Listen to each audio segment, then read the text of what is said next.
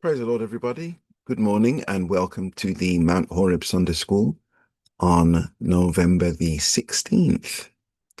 Our topic is crossing the Jordan River.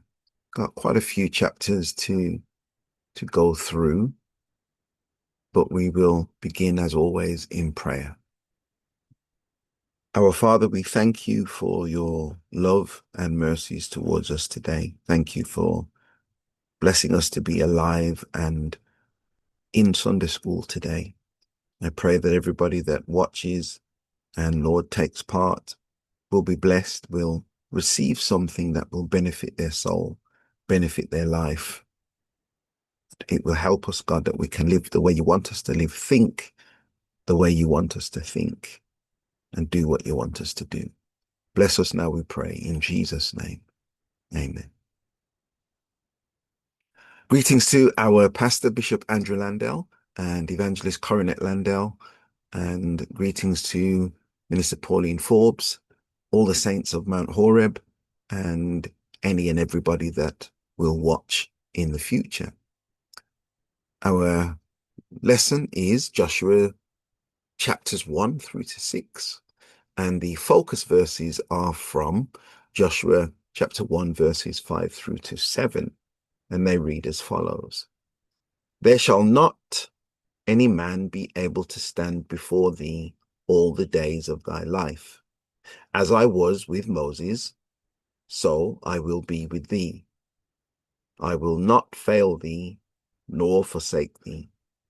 Be strong and of a good courage, for unto this people shalt thou divide for an inheritance the land which I swear unto their fathers to give them. Only be thou strong and very courageous, that thou mayest observe to do according to all the law which Moses my servant commanded thee. Turn not from it to the right hand or to the left, that thou mayest prosper whithersoever thou goest.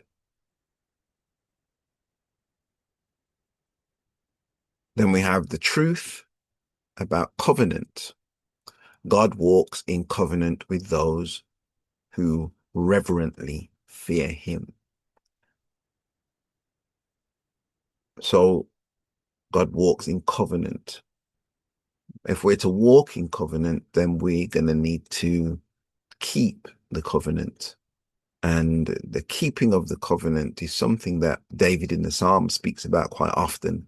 And keeping the covenant really means to guard the covenant. It's almost as if we are a sentry on guard, a soldier on guard. So we're meant to guard the covenant. We are to protect it with our lives. We are to preserve it for future generations, preserve it not because so much that it's an antique, but it is history. It is precious. It is valuable. You know, you have some buildings that are listed buildings. They're preserved, can't alter them, can't change them. So to walk with God is to keep the covenant, to guard it, to protect it, to preserve it. And then finally, we've got to obey that covenant. God, we know, made covenants with Abraham. He made covenants with Isaac, with Jacob. He made covenants with Noah. He made covenants with David. He made covenants with Solomon. There were so many covenants that God made over the centuries, over the millennia.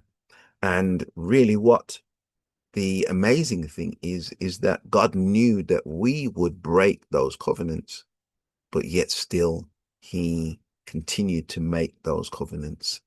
He knew we would break them, but he keeps his part of the bargain, even though we are going to break ours. And he binds himself to a covenant that he knows the other party is going to break, but that shows us the love of God.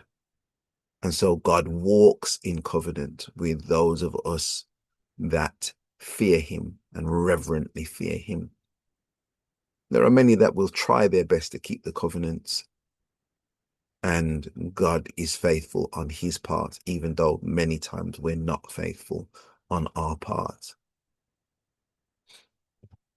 Joshua chapter 1, just a few verses 1 through to 8. Now, after the death of Moses, the servant of the Lord, it came to pass that the Lord spake unto Joshua, the son of Nun, Moses' minister, saying, Moses, my servant, is dead. Now, therefore, arise, go over this Jordan, thou and all this people, unto the land which I do give to them, even to the children of Israel. Every place that the sole of your foot shall tread upon, that have I given unto you, as I said unto Moses, from the wilderness and this Lebanon, even unto the great river, the river Euphrates, all the land of the Hittites, and unto the great sea toward the going down of the sun, shall be your coast. There shall not any man be able to stand before thee all the days of thy life. As I was with Moses, so I will be with thee. I will not fail thee, nor forsake thee. Be strong and of a good courage, for unto this people shalt thou divide for an inheritance the land which I swear unto their fathers to give them. Only be thou strong and very courageous, that thou mayest observe to do according to all the law which Moses my servant commanded thee. Turn not from it to the right hand or to the left, that thou mayest prosper whithersoever thou goest. This book of the law shall not depart out of thy mouth, but thou shalt meditate therein day and night, that thou mayest observe to do according to all that is written therein. For then thou shalt make thy way prosperous, and then thou shalt have good success.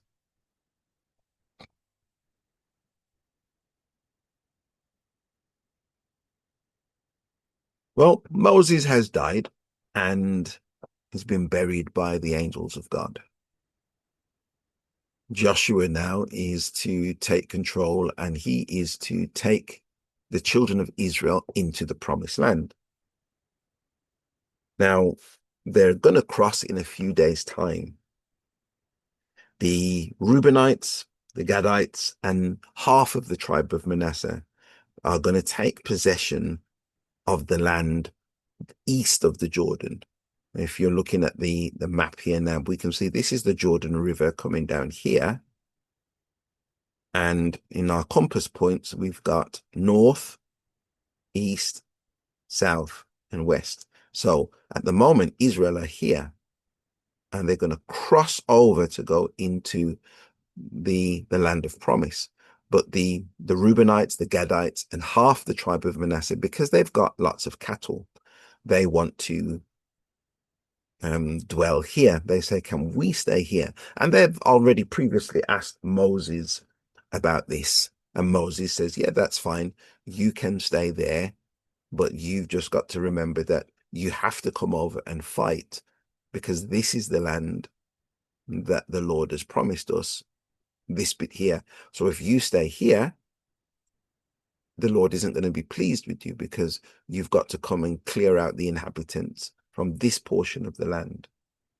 So they have to build shelter and home for their wife and children, young children, that is, so that when they go over, their wife and children are okay. So they've built settlements and they are ready to go over. And Joshua charges them, as Moses does, if you don't go over, then the Lord will really disinherit you, because it will be you've left or hung your brethren out to dry.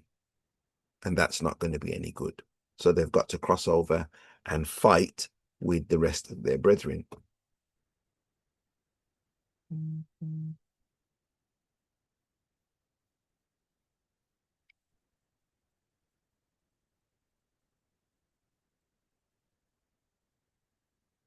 Again, you can see in this map a little clearer. So here they are. This is the east side of the Jordan River. Here's the Jordan River running down all the way here. So that's east. This is west. North is up here. South down the bottom. So Reuben, Gad, half the tribe of Manasseh. The other half of Manasseh will be over here eventually when they do win the wars. Now, the wars were thought to take around about 6 years. It wasn't that they just went over and all of a sudden they obtained the land. Well, the war to conquer, to get out the Canaanites, the Hittites, the Hivites, the Perizzites, the Jebusites, and so on. It took around about 6 years of fighting to eventually eliminate the majority of the people from the land. So these are the people that are settling on that half of the Jordan. Then we move on to chapter 2.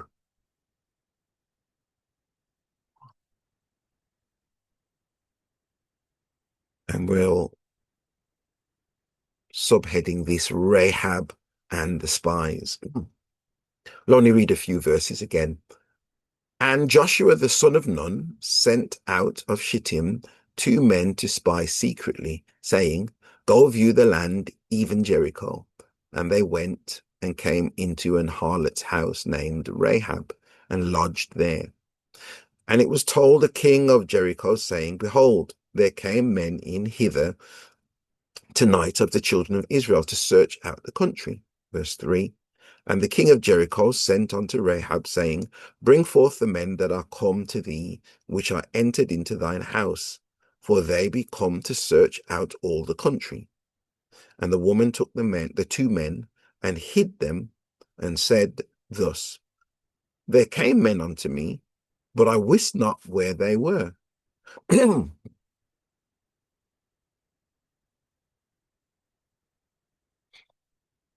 So Joshua sent out 2 spies into Jericho to go and see what the land looks like, or to go and see who's in the land, and just to give him a general overview. Now, remember, before they sent 12 spies, the original Exodus generation sent 12 spies, and 10 came back with an evil report. Only 2 came back with a good report, and that 2 was Caleb and Joshua himself. So maybe Joshua doesn't want to tempt fate, so to speak. So he doesn't send out the 12, but he sends out 2, because the two, or he was part of the 2 that came back with a good report. So he just sends out 2 men just to have a quick look around and come back and bring report to him. They go to a house that's on the wall, and this house on the wall belongs to somebody called Rahab. Now, Rahab is a harlot, or what we would call today a prostitute. So she's a woman that we would say is of ill repute. And it seems as though Rahab has heard, as have all of the people of Jericho and the people of Canaan, they've heard of the exploits of the God of Israel, how he's brought them out of Egypt, how Pharaoh has been drowned in the Red Sea, and how he's provided for them in the wilderness and so forth. And some of them have a great fear of the God of Israel. Rahab is such a person. She fears the God of Israel, but it's not just a fear that makes her afraid. It's a fear that is turning her towards the God of Israel, to believe in the God of Israel. So she tells the spies, listen, the people around us, the people are scared. People are scared of you. And, they're going to send people to find you. So she's advising them to hide for 3 days. So she hides them up on the roof under the flax and the straw that she has up on the roof. And she says, well, I think they've gone. They were here, but they've gone, and I don't know where they've gone. So you'll have to go and search for them. So the king's spies, or the king's soldiers, are searching for them. And she knows the procedure. It's going to be a 3-day search. So she says, go and hide in the mountains for 3 days. After that, you should be safe to go back.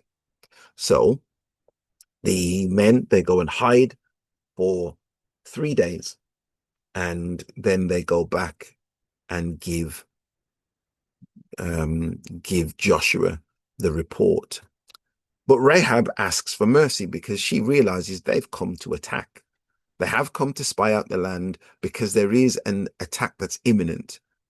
So she says, listen, I've looked after you. I've cared for you. I've protected and covered for you. What will you do for me? And they say to her, well, listen, we're coming back to attack. So what you need to do, Rahab, is you need to leave a scarlet thread in the window. Now, these men have climbed up the wall into her house that's on the wall by a scarlet rope. Scarlet, a kind of red colored rope. So they've said to her, you need to leave a scarlet rope in the window or hanging down from the wall of the window. That way, we'll know not to attack this house, because possibly the wall, it all looks the same. But wherever this scarlet cord is, we'll know that's Rahab's house. Now, also, Rahab, you need to make sure that your family is in the house. If your family is in your house, then they won't be attacked and they'll be spared. And so that's what Rahab did. She gathered all her family and made sure that when Israel were to attack, Rahab had all her family members in the house, and she had the scarlet cord that was hung outside of her window. Joshua is going to take Israel across the Jordan River. Now, the Jordan River is probably not quite the same as the Red Sea, but a similar event is going to happen. The other thing about the Jordan River is at the time that they were attempting to cross it, it was flood season.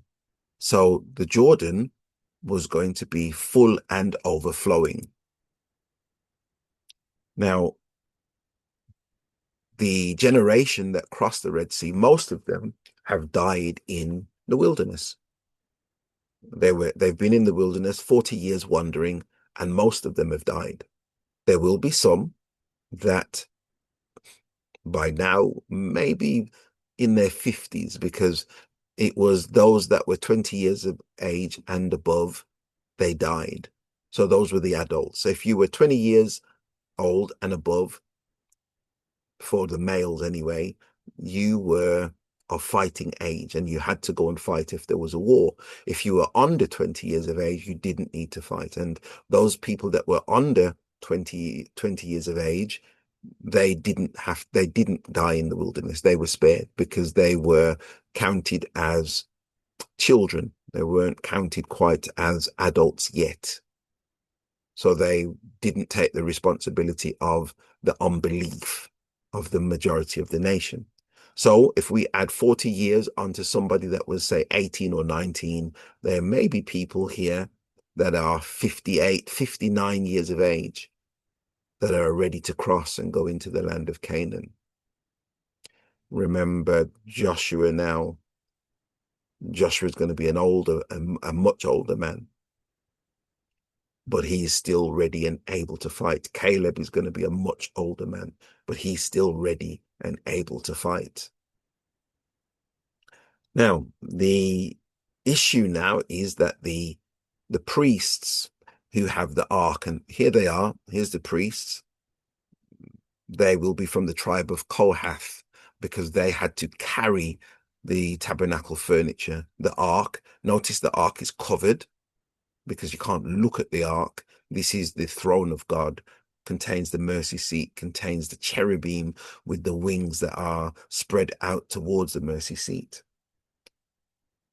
This houses the presence of God. Now, they're not supposed to look at it, so it's covered. These are the men, though, that have to travel and step into the water to be able to cross the river. Now, the Bible tells us that when the feet of the priests, or the Levites, I should say, that are carrying the ark, when their feet touch the water, then the water would subside, or the water would move out of the way, so that Israel again could cross on dry land. This was going to be the second miracle crossing that Israel would experience. So some people have experienced or will experience two miracle crossings. But for the generation that was born in the wilderness, this would be the first, for some of them, this would be the first miracle crossing that they would experience. We're just going to read a few verses.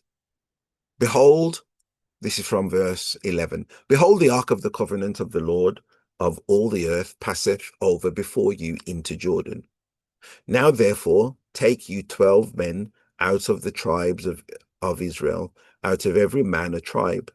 And it shall come to pass, as soon as the soles of the feet of the priests that bear the ark of the Lord of all the earth, shall rest in the waters of Jordan, that the waters of Jordan shall be cut off from the waters that come down from above, and they shall stand up upon, or they shall stand upon an heap.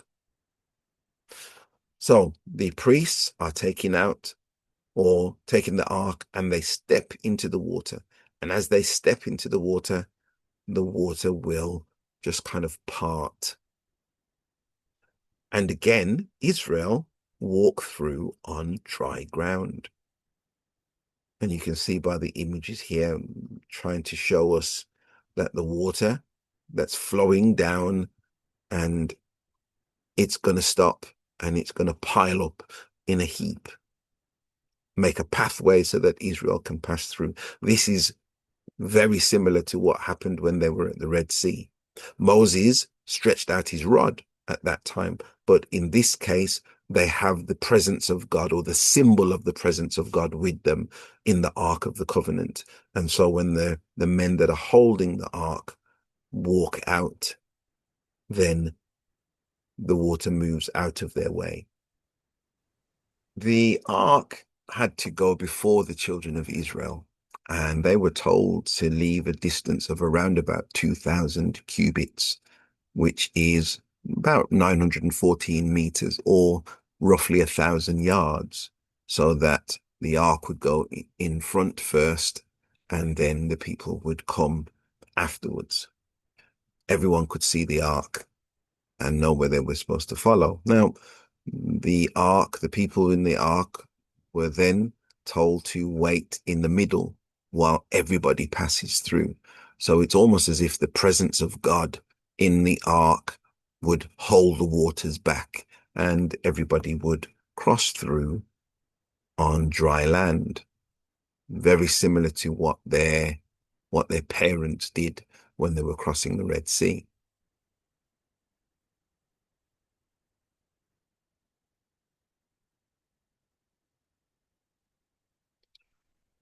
Then we go over to chapter 4. Chapter 4, and we'll just read from verses 4 to 7. Then Joshua called the 12 men whom he had prepared of the children of Israel, out of every tribe a man. And Joshua said unto them, Pass over before the ark of the Lord your God into the midst of Jordan, and take you up every man of you a stone upon his shoulder, according unto the number of the tribes of the children of Israel, that this may be a sign among you, that when your children ask their fathers in time to come, saying, What mean ye by these stones? Then ye shall answer them, that the waters of the Jordan were cut off before the ark of the covenant of the Lord, when it passed over Jordan. The waters of Jordan were cut off, and these stones shall be for a memorial unto the children of Israel forever.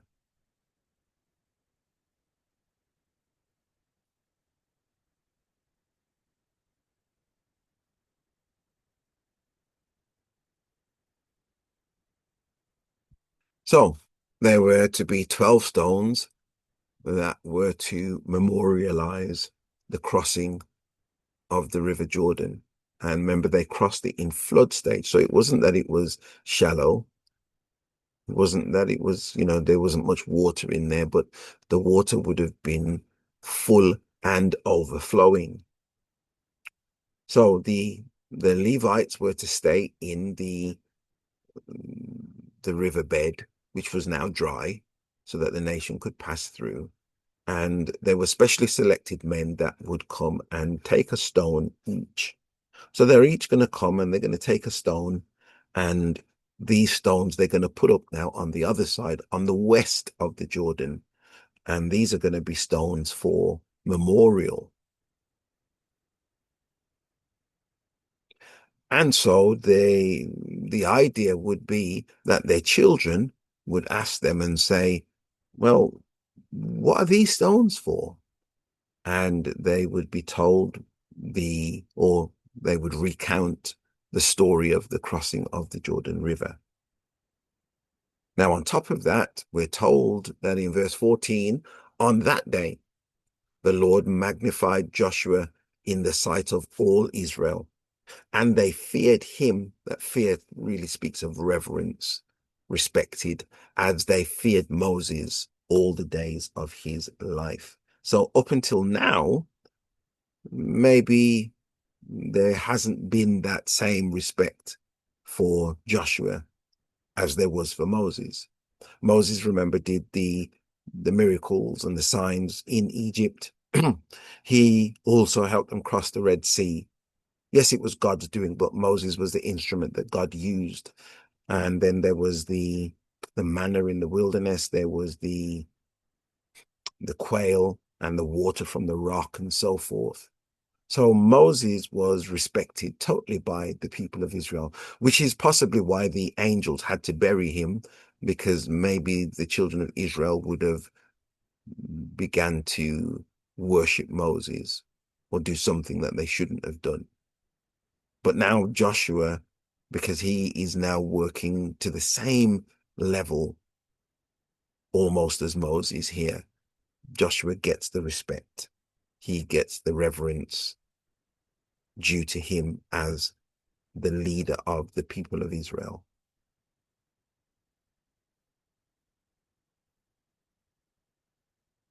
We move on to chapter 5.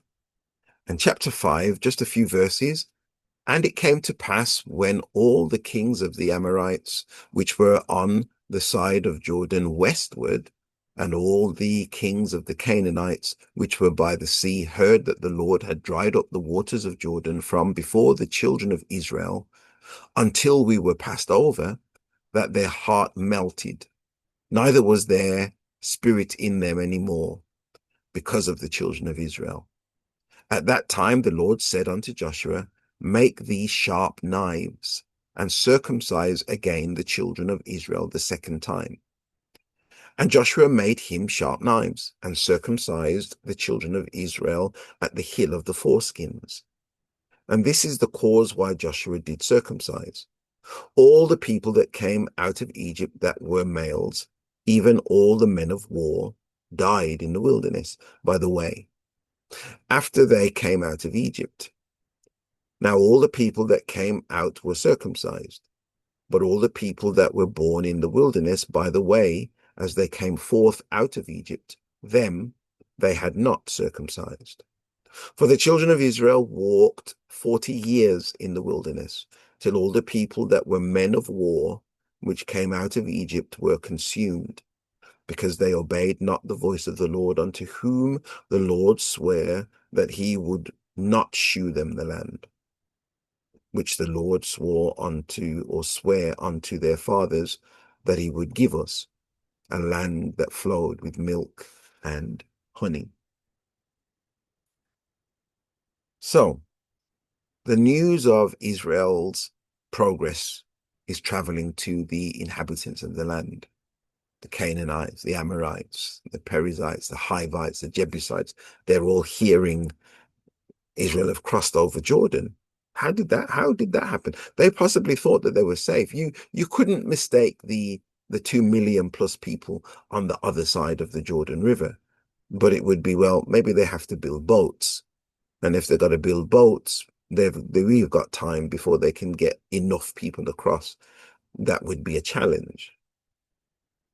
But all of a sudden now the people have crossed the Jordan River. Maybe some of the Amorites and Canaanites actually were watching and saw when the Lord divided the waters. And plus it was in the flood season. Now, the next point is that Joshua is to circumcise the Israelites. Circumcision is an important thing because it's a sanctifying unto God. The men now are being sanctified unto God. Israelite males were meant to be circumcised on the 8th day after their birth, and it would have been the responsibility of the parents to circumcise their children. Now, when you're circumcised as an infant, you possibly won't even remember it. You won't remember the pain, you won't remember the discomfort. But as you grow older, then the pain and the discomfort is a lot worse. If we go back to when the Prince of Shechem, when he raped Dinah, Jacob's daughter, and Simeon and Levi, well, all the brothers said, listen, they need to be circumcised, and then we can have intermarriages. That wasn't really what they wanted, but they knew that if you were circumcised as an older person, then you would be incapacitated for a few days. So the Bible tells us that when the men of Shechem were sick and sore, which was normal, the Simeon and Levi took their swords and went and slew the whole of the city, killing all the males. So there would have been a time now when Israel, after being circumcised, are vulnerable. And it's interesting that God doesn't allow any of the surrounding nations to attack them while they're in this vulnerable state. They don't know that Israel are being circumcised. They don't know that this is the time to attack them. The men of the original wilderness generation have died in the wilderness because they believed the evil report and didn't believe that God could protect them. God made them die in the wilderness. And so now, possibly also because of their unbelief, they haven't even circumcised their children that were born in the wilderness. And the wilderness generation, those from 20 years old and upwards, they don't even get to see the land. They've died in the wilderness before seeing the land. So this new generation now, remember we said that there were some that were under 20 years of age that would be able to go into the land. But in general, the majority of the congregation have been born in the wilderness. So they haven't been circumcised. And so Joshua makes flint knives and circumcises the people. Maybe he didn't do it personally himself, but there would have been people that would have been positioned to do that kind of thing. It would be a painful experience, but one that's needed. Circumcision would set them apart, would sanctify them unto God. These people are now set apart for God, for God's use, for God's glory. And so it was important that before they go on the conquest of the land, that they are sanctified and set apart to God.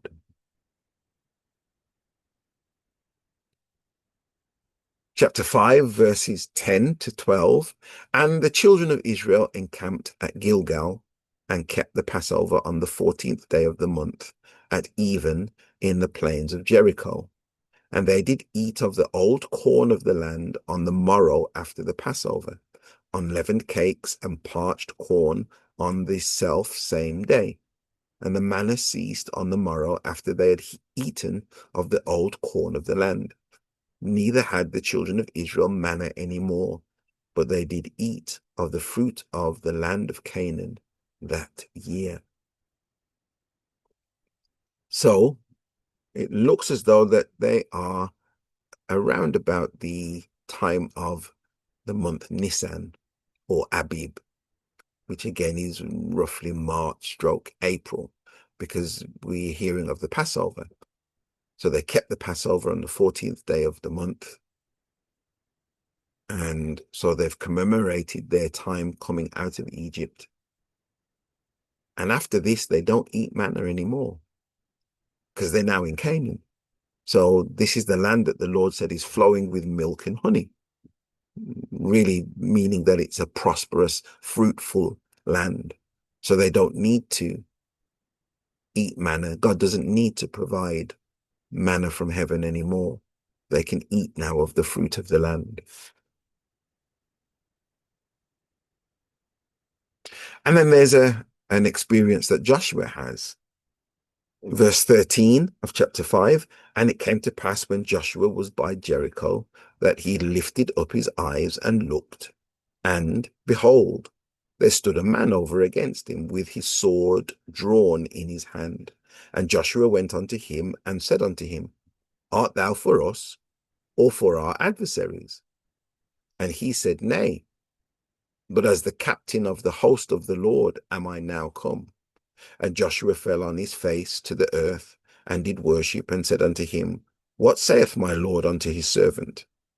And the captain of the Lord's host said unto Joshua, Loose thy shoe from off thy foot, for the place whereon thou standest is holy. And Joshua did so. So here Joshua meets the captain of the host of the Lord. This is an angelic being who is captain of the host of God's army. Joshua comes and says, well, whose side are you on? Are you on our side or are you on our enemy's side? Because he doesn't know to begin with who this person is. But then the angel says, well, actually, I'm not on anybody's side. I'm on God's side. I'm here on behalf of God. And I don't know whether this is a reminder for Joshua, to remind Joshua he needs to be fighting the Lord's battle. Yes, Israel want to possess the land, I should say, but Israel need to remember that it's God that's fighting for them. They need to follow the instructions, the guidance that the Lord is going to give. And so we have the final chapter now, which is the battle for Jericho.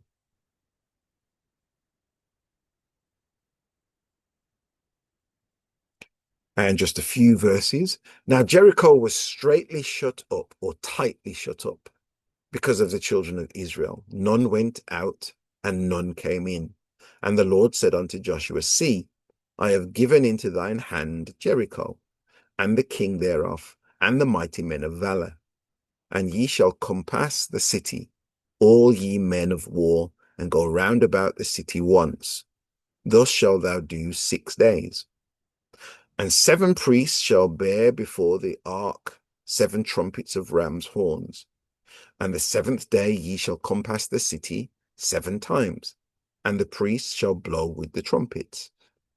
And it shall come to pass that when they make a long blast with the ram's horn, and when ye hear the sound of the trumpet, all the people shall shout with a great shout, and the wall of the city shall fall down flat, and the people shall ascend up, every man straight before him.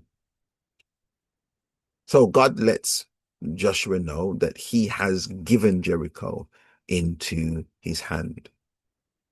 Now, remember, he sees the angel the night before, and the angel says that I'm not on your side or your enemy's side. I'm on God's side. And maybe this was to remind Joshua, you have to fight the battle the Lord's way. It's not going to be because of your military might and expertise and strategy and skill. It's following God's commands. So they're told to get the men of war. Remember, the men of war are those from 20 years old up to, I think it's about 50. And the men of war are to march around the city. And they're to march around the city once per day for 6 days. Now, in front of them will be the men that are carrying the ark, And in front of the men that are carrying the ark will be 7 men that are carrying the trumpets, or 7 trumpets, ram's horns. They're to march around the city once a day in silence. Everybody's in silence. On the 7th day, they're to march around the city 7 times. So that will make 13 times altogether that they've marched around the city. Then on the 7th time, the men with the trumpets are to blow the trumpets, make a long blast with the trumpets, and the people are to shout. And then the walls of the city will come tumbling down.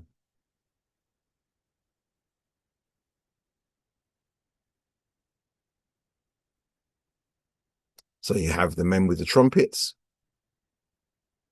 you have the Ark of the Covenant being carried by the Levites, the Kohathites, that was their responsibility, and then you have the soldiers behind them.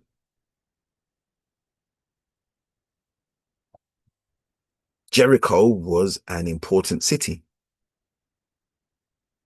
It was a Canaanite city. It was well guarded. It was well fortified. The walls would have looked strong from the outside, would have looked almost impregnable.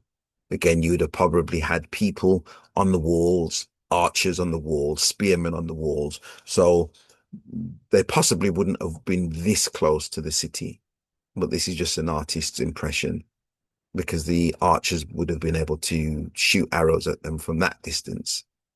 But they would have been a little bit away from the city, maybe out of archery range, and they're marching round.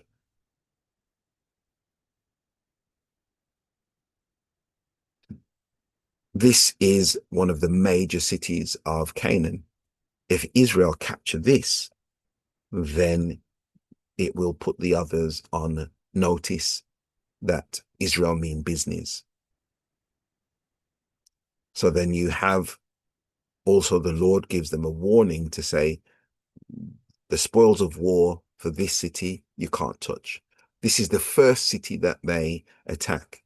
And often the first of anything belongs to God. Just like the firstborn Israelite sons belong to God, so they had to be redeemed. The firstborn animals belong to God, so they had to be redeemed. This is the first city that they're attacking, so the spoils of the city belong to God.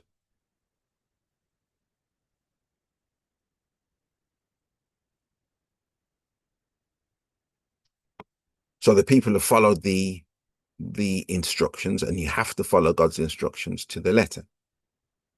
They've marched round in silence once a day for 6 days.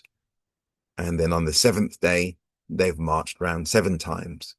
The trumpet has been blown, the people have shouted, and the walls of Jericho have come crashing down. The people can then march in and attack and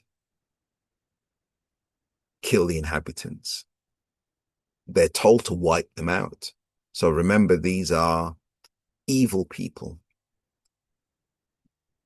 Back in Genesis, Abraham was told that your lineage, your family, your descendants are going to be 400 years in captivity, 400 years in Egypt. And then they're going to come out. Now, the 400 years was because of a phrase that went something like this: because the iniquity of the Amorites is not yet full. So God gave the Amorites, the inhabitants of Canaan, gave them time to repent, but also there's a limit to the amount of sin that God was going to stomach, that God was going to put up with. And those 400 years were up. And now the Amorites, the Canaanites, have not repented, have not turned back to God or turned to God. And so God is going to allow the Israelites to go in and take possession of the land.